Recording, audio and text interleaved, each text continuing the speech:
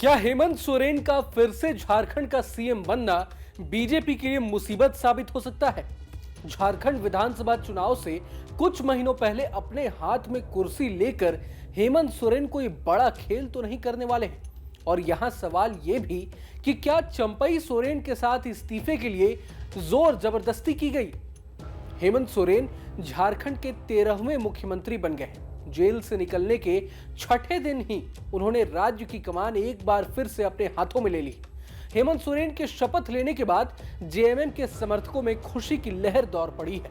हेमंत सोरेन के इस शपथ को इसलिए भी खास माना जा रहा है क्योंकि 31 जनवरी को जिस राजभवन से उनकी गिरफ्तारी हुई थी, 156 दिन बाद उन्होंने दोबारा फिर से वहीं पर शपथ ली है।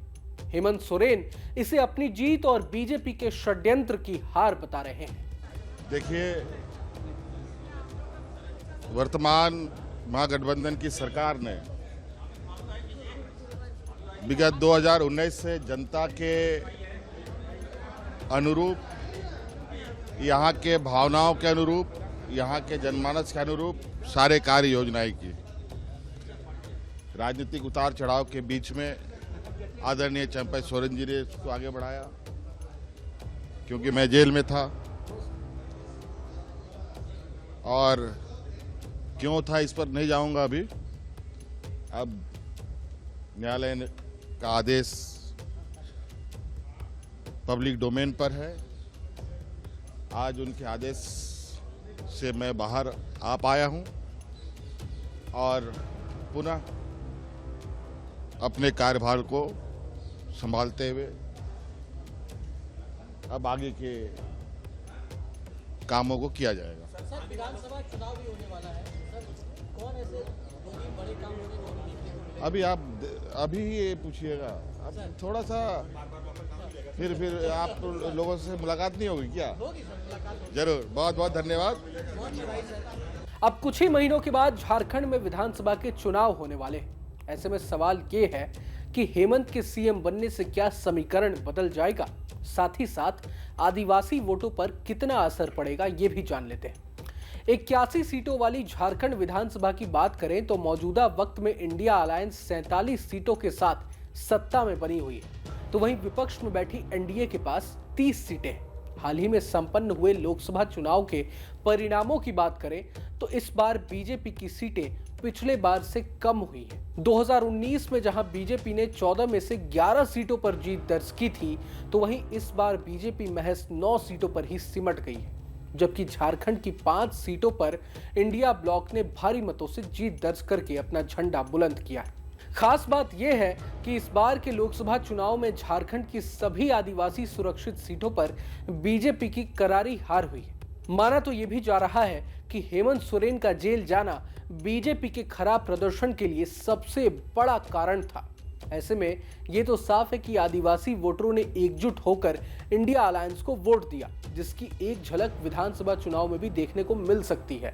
हालांकि प्रदेश के इन आदिवासी मतदाताओं को साधने के लिए बीजेपी नई रणनीति पर काम जरूर कर रही है। जानकारी के मुताबिक विधानसभा चुनाव में बीजेपी पूर्व केंद्रीय मंत्रियों और बड़े आदिवासी नेताओं को मैदान में उतारने जा रही है।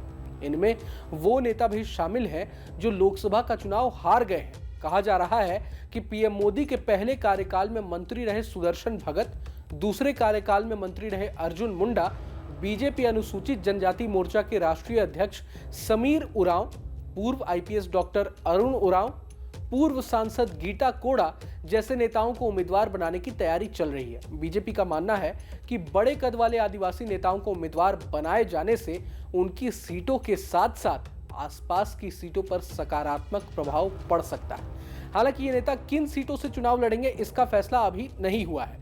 राज्य में इस बार की चुनावी लड़ाई को बीजेपी कितनी गंभीरता से ले रही है, इसे इस बात से ही समझा जा सकता है कि रणनीति की कमान राष्ट्रीय स्तर के 2 दिग्गज नेताओं शिवराज सिंह चौहान और हिमंता बिस्वा शर्मा को सौंपी गई है। इन सब के अलावा दावा यह भी किया जा रहा है कि सीएम बनने के लिए हेमंत सोरेन की तरफ से चंपई सोरेन पर दबाव बनाया गया है। सीएम पद से इस्तीफा देने के बाद चंपई सोरेन की आंखों में भी साफ साफ मायूसी नजर आ रही थी। बीजेपी ने तो अभी से ही इस मुद्दे को उछालना भी शुरू कर दिया है।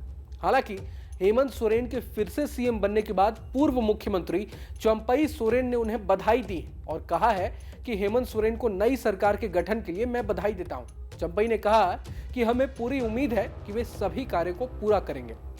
आज नया सरकार गठन में हेमंत बाबू को हम बधाई देता हूं और हमारा सभी गठबंधन के साथी और जो भी इस नया सरकार की शुभकामना देता हूं। सर आपने जिस काम को आगे बढ़ाया हेमंत जी से कितना उम्मीद उसे पूरा करेंगे? पूरा अब झारखंड की राजनीति किस ओर करवट लेगी ये तो वक्त ही बताएगा, लेकिन हेमंत सोरेन के फिर से सीएम बनने के बाद ये तो साफ है कि अब ये चुनावी लड़ाई और भी ज्यादा दिलचस्प होने वाली है। आपको ये वीडियो कैसा लगा कमेंट बॉक्स में जरूर बताएं। मैं हूं रोहन शर्मा और आप देख रहे थे न्यूज नेशन। नमस्कार।